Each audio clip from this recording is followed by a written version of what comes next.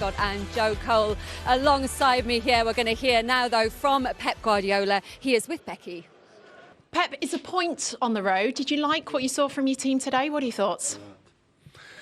Of course, they had the momentum the first 5 minutes, and after the goal they scored, they have 5-10 minutes. Always some jet spark in that moment is always there, but in general, we play really good with 0-1. We have bad decisions in the last moment for make it 0-2. We have.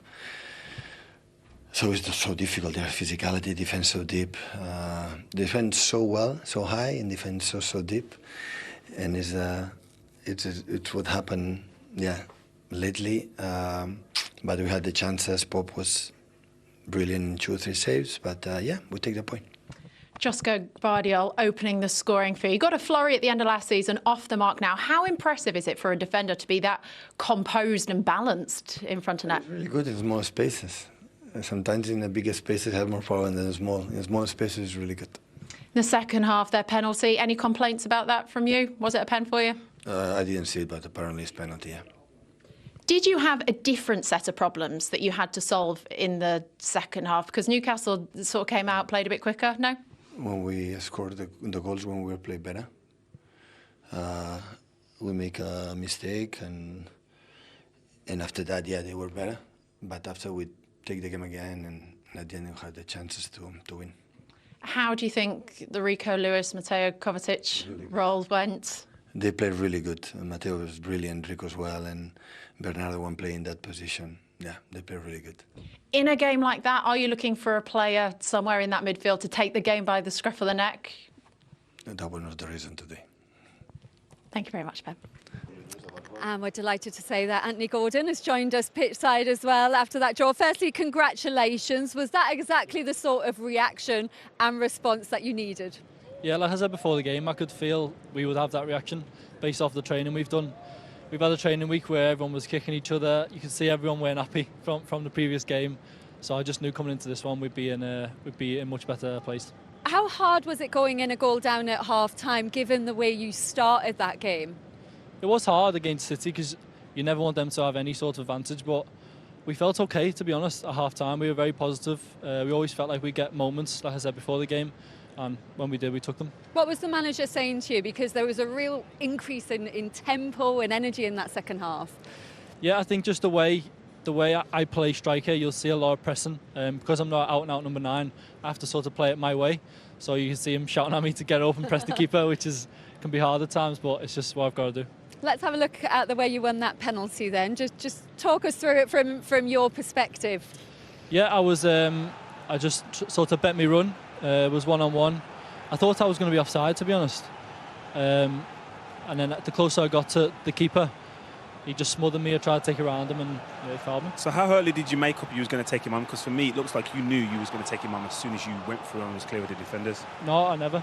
Yeah. So when on my second touch here, I see he's really close to me, and I don't want to risk just like shooting at him and I'm saving him. You know, you said you thought you might be. How much does that play on with the VAR and that? 'Cause we never played in that era. Like, you're going through and you know it's a penalty because he's clipped. So maybe it does play a part. It's a good question. And that's 11 points now for this season. How good a position that is for the team to build on, sort of given some of the performances haven't been at the top level earlier on? Yeah, I think it's a really good place to be, considering we've been nowhere near what we can do. We've got so much more to give, but that's our level now. That's our standard in terms of effort, and no matter who we play, we have to stick together and dig in like that. And just a bit of cramp at the end for you. I think a few of the fans were a little bit worried there. Yeah, the snipers were out. Sniper in the car. You obviously had a very busy summer. How close do you feel you are to getting to top levels? Yeah, I'm still a bit off. I'm getting there though. Days like today against teams like this where it's just constant running will help me.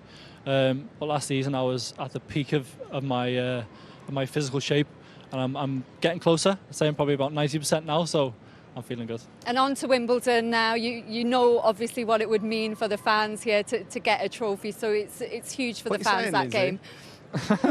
What are you? Go on. It's massive. That's our priority. I think everyone who I've seen do an interview this year has said that's the main priority, is a trophy. And like I've just said then, whether it's Man City or Wimbledon, we have to play the same and hold our own standards. What's Jolien like as a coach before we let you go? Really want me to tell you? Spill the beans. No, he's class. He's class. I love working with Joel. He joins in sometimes. What did you do? He's usually on my team, fortunately. Have you been one-on-one against him yet? Have you been one-on-one against him? Yeah, we're just discussing this. I can show you the clips if you want. I'd love to see pull them out of the bag. I'd love to see He thinks that there's somewhere he's locking me up, but I can't remember them. I thought we'd fall out today because I thought he was going to say it wasn't a penalty, but It was a pen. Yeah. He's not a liar. He's not a liar. The City and you didn't come through. Andy, thank you very much for coming out to talk to us. Thanks, we really guys. appreciate it. Well Thanks done on very the much. point Thanks, today. Well done, big man. What are you saying, Joel? No, I was just going to say Wimbledon, to him, Geordies are desperate to win a trophy. That's We what I'm are, saying. we are. I was going to say, can you win Lindsay a trophy? that cup game brought back to St James's Park because of the issues with the pitch against Wimbledon. If Newcastle get through, though, Joe, it's Chelsea. Yeah, well, that's the end of the road for them then, isn't it? No, I think this club done fantastically well. I thought they was above the curb to get in Champions League football. And I think they got it. They wasn't quite ready. They wasn't able to invest. I think it's imperative because I know what a trophy would do to this city. So in the week, get through. Can you get to the quarterfinals and see what happens? But this club lifting a trophy will be the next step. What did you think about Gordon today, sort of in that more central position, Jolien? Because I know with England, obviously that left-sided position feels up for grabs for him. So perhaps he really wants to stay there. No, I think in terms of involvement, you probably get more involvement as Anthony from the left-hand side. He's a winger that loves 1v1, but having worked with him for years now, and especially in under-21s, he played as a number 9 for us in the tournament, was player of the tournament as a number 9, and you can talk about it being a false number 9, but he's someone that wants to win in behind.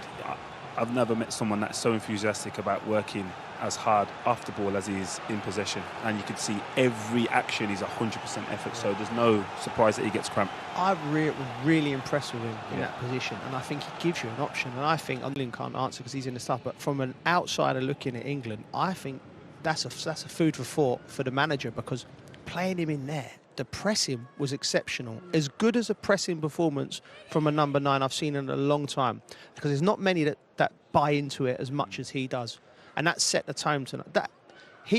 Newcastle were brilliant behind the ball, all of them. But he was so important for them winning that game tonight. And it's come off the ball. Yeah, but you also have to have a very high IQ, footballing IQ, and he's got that. Yeah. To play the 2 or 3 positions that he's played this season exceptionally well, all of them, and have that impact, you have to have a very high IQ. Yeah, absolutely. They've got Harvey Barnes now as well, and because, of course, we know the injury problems that Callum Wilson's has it gives Newcastle that other option, doesn't it? Especially if Isak can't play. I think you'll see him in that position a lot more. Maybe not starting, he might finish games there. And going back to, he's got the IQ. I think a lot of these young players, these wingers, they're brought up playing in multiple different positions. So it's not a problem for them. They're very well coached, they're very well drilled, and they know how to do it. So I can see him. He can play left, right, central. Fantastic. Good day for Gordon. Good day for Nick Pope as well today, Jolien. How good was that save from Bernardo Silva? Massive save. Would have done his confidence a world of good. And again, just was accomplished. Didn't make any mistakes, and always the case for a defender or a goalkeeper and defending money players. You want to kind of go unnoticed to an extent, but this save is so important at a vital time. This is when Man City turned up the pressure a little bit. Phil Foden an opportunity at that, and them saves are probably simpler than they look, but made by his positioning, his understanding of where can he finish, where are the only gaps I'm leaving, and he's leaving small gaps, and he's putting himself in a great position to make saves. Yeah, such a good shot stopper. Yeah, no, he is world class shot stopping, coming for crosses. The only thing with Nick is that it's on the ball, so he can only play for certain clubs because of the way he lends the ball. Rather, now you see on the flip side, the other goalies zipping it into, he's whipping the balls in, he's backheeling it. That's not Nick Pope, but shot saving, unbelievable.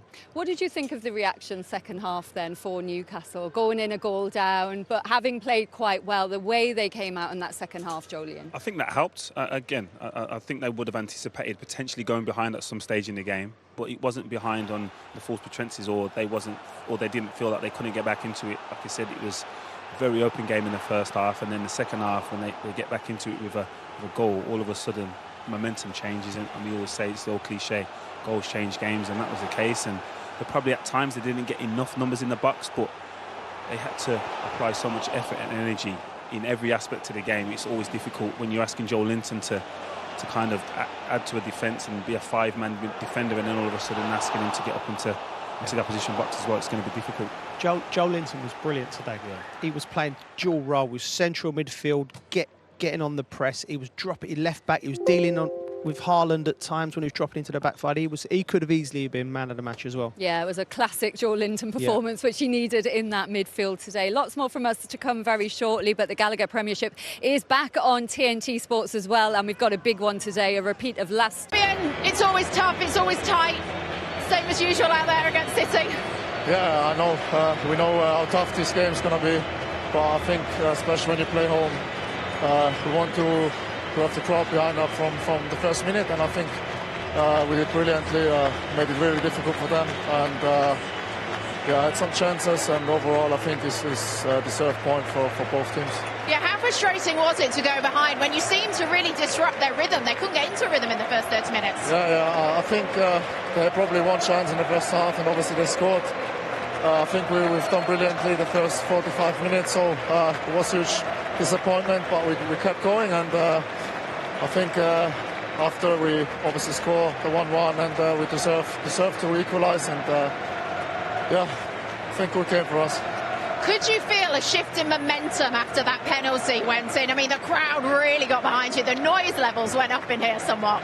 Yeah, always when you play here, when you score, especially against Man City, the fans see how much you put into the game, and obviously they're 100% behind us, and then gives you some percentage of extra energy, and we try to go again and score the second, but at the end, I think we take the point.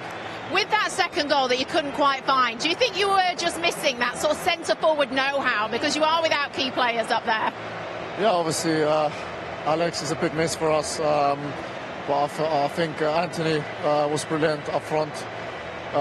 He ran so much, put a lot of pressure to their keepers, their defenders, so he done brilliantly. So I think we have a great squad, a lot of players, but obviously we're going to be happy when Alex is back as well.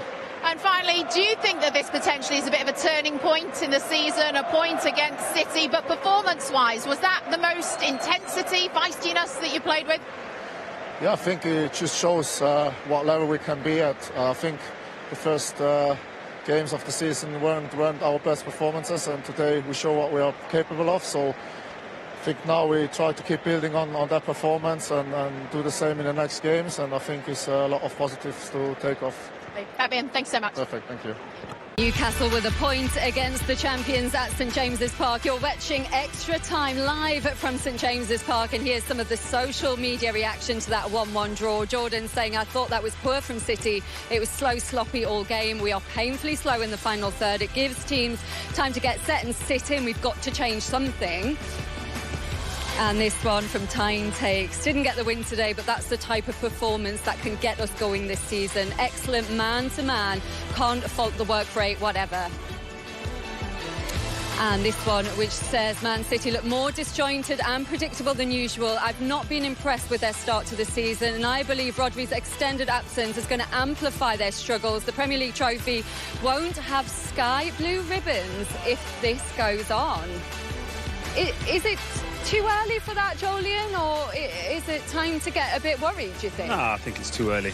And I think the 2 draws in a row, people potentially getting carried away, but you got to look at Arsenal, who are the strongest contenders from everyone's perspective, and Newcastle isn't an easy place to come to, and yeah, listen, it's slightly disappointing that they didn't win, but Newcastle will get a lot more points here against other top teams as well, so again, I think it's too early to get carried away with a negative performance from Man City. Is it, though, that it's not just today, Joe, that we've seen some vulnerabilities, I guess, from Man City against Brentford, against Inter, against Arsenal as well, and then again today? Listen, what this team's done, it's been unprecedented. 4 back-to-back is sensational. Champions League winners a couple of years ago. It's very difficult to keep the standards up. It's very, from start to finish. This might be their one and only little blip, and by little blip, it's a couple of draws.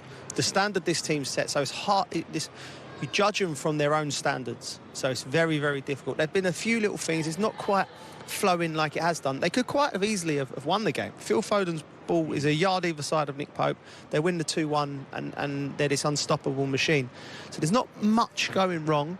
Again, I still think the Rodri problem over the course of the next 8 months will have to be solved. Very strange today, what Jolien was saying, that Rico Lewis, we thought he'd become in that sort of pivot just in front, but he sort of played higher up. And it allowed Gundogan and Kovacic to come down and get it. So the balance in midfield wasn't at its best. They looked better when Foden come on, which I think Manchester City always looked better with him on the pitch. Why do you think he didn't start? Given when De Bruyne was missing last season, Phil Foden was player of the season, did so well, always in the absence of De Bruyne, but we didn't see him start today. What do you think, Jolien? I don't know. Again, the rhythm. He came back late. We've seen missed pre-season. And the fact that Rodri was similar, got injured.